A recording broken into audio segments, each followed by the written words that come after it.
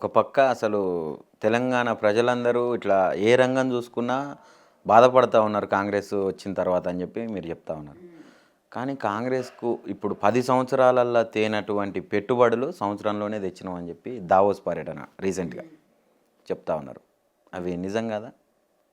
తెచ్చిండు కదా పెట్టుబడులు? ఏంది రాత్రి పెట్టుబడి అయితే పొద్దుగాల పెద్ద హోర్డింగ్లు వేసుకోవడమ్మా ఎంత తెలుస్తుంది. ముందు నుంచే ఇక్కడ తెలుసుకొని ప్లాన్ చేసుకొని పోయినని చెప్పి ఎంత క్లియర్గా అర్థమవుతుంది దాంతో మనకు.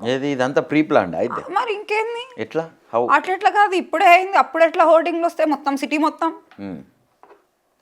అట్లా రెడీ అయిపోతుంది, అట్లా హోర్డింగ్లు వేసేస్తారు. ఇప్పుడు ఇట్లా అమ్మంగానే ఇట్లా హోర్డింగ్స్ వచ్చేస్తాయి ఆ సిటీ మొత్తం. సీఎం కదా, ఆ మాత్రం క్యాడర్ ఉండదా? క్యాడర్ ఉంటే అట్లా వస్తాయి హోర్డింగ్లు అంతా.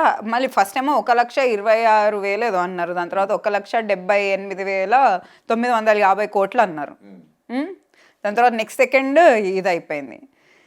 అయినా అసలు మీరు ఎట్లా నమ్ముతారు నాకు చెప్పండి. పోయిన సంవత్సరం 40,000 కోట్లు తెచ్చినాము అని చెప్పి స్వచ్ఛ బయో అది ఇది అని చెప్పి అన్నవాళ్ళు ఇప్పుడు చూస్తే ఒక్కటి ఏం లేదు. ఒక్క ఉద్యోగం చూపించండి పోయిన సంవత్సరంది, చెప్పమని చెప్పండి, చూపించమని చెప్పండి. చూపించగలుగుతారా? చూపించలేరు, ఎందుకంటే ఏం కాలేదు. అయినా ఈసారి కూడా వచ్చింది ఒక్క ప్రాపర్ ఇన్వెస్ట్మెంట్ అమెజాన్ వెబ్ సర్వీసెస్ది. అది తెచ్చింది కేటీఆర్ గారే. కేటీఆర్ గారి కృషి వల్ల, పోయిన బీఆర్ఎస్ గవర్నమెంట్ వల్ల వచ్చింది. సో హౌ కెన్ వి ఏం తెచ్చిన ఏం తేలేరు కదా, అట్లా చెప్తారు? మీరు నమ్ముతున్నారా? అంటే చెప్తున్నారు కదా, చెప్తే నమ్మేస్తారా? అది చెప్పి నమ్మే ఇట్లా మోసపోయినరు. అదే చెప్తున్నాను, చెప్పిందల్లా నమ్మకండి, చెప్పిందల్లా నమ్మకండి. ఇక్కడుండి చెప్తే నమ్మరేమో. ఇప్పుడు దావోస్కి వెళ్ళింది నిజమే కదా, మరి అక్కడుండి పోయిందే పెట్టుబడులు తేవడానికి. మేము ఇంత తెచ్చినామని చెప్తా ఉన్నారు. ముందే ప్లాన్ చేసుకొని వెళ్ళిండ్రు కదా వీళ్ళు. ఇంకేంది, వాళ్ళకి ఇవన్నీ తెలుసు కదా.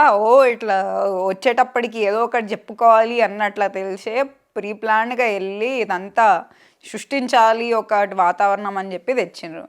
లాస్ట్ టైం కూడా అట్లనే తెచ్చినాము అని చెప్పి చెప్పిండ్రు, కానీ అయ్యింది లేదు, పెట్టింది లేదు. అంతెందుకు బట్టి విక్రమార్క గారే అన్నారు, MOU సైన్ అయినంత మాత్రాన అవి నిజంగానే కన్వర్ట్ అయిపోతాయని కాదు అని చెప్పి మన ఉప ముఖ్యమంత్రి నుండే వచ్చిన మాటలు అవి. మరి మీరు సరే నన్ను నమ్మకండి, సరే ఉప ముఖ్యమంత్రినే నమ్ముతారు కదా, కాంగ్రెస్ పార్టీ నాయకుల మాట అయినా నమ్ముతారు కదా, నమ్మండి, ఆయన చెప్పిందే నమ్మండి. కాదు అని కాలేదు. ఇక్కడ ఎవరు మోసపోతున్నారు అనుకోవచ్చు? అంటే ప్రజలా, లేకుంటే ప్రతిపక్షాన్ని ఏదో మోసం చేస్తున్నాం అనే దృక్పథంతో చేస్తారా, ప్రజలనే మోసం చేయాలనే దృక్పథంతో చేస్తారా? మీరు రేవంత్ రెడ్డిది ఒక వీడియో చూసినా లేదో నాకు తెలియదు, కానీ అన్నాడు కదా, ప్రజలు మోసపోదామనుకుంటున్నారు, నేను మోసం చేస్తాను, వాళ్ళ మోసం ఇష్టం, వాళ్ళకి ఇష్టం, నేను చేస్తాను అన్నాడు. ఇప్పుడు అన్నాడా లేదా? క్వశ్చన్ చేయడానికి లేదు ప్రజలైతే. చెప్పి అంతా ఓపెన్గానే చెప్పిన తర్వాత నమ్మేస్తే ఇంకేం చేస్తాం చెప్పండి. ఎవరు గోయి వాళ్ళే తోకురట్లు అయిపోయింది.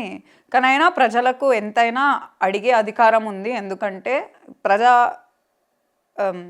వడిసే రాజ్యాంగంలో వాళ్ళకి హక్కు అనేది ఉంది అడగడానికి.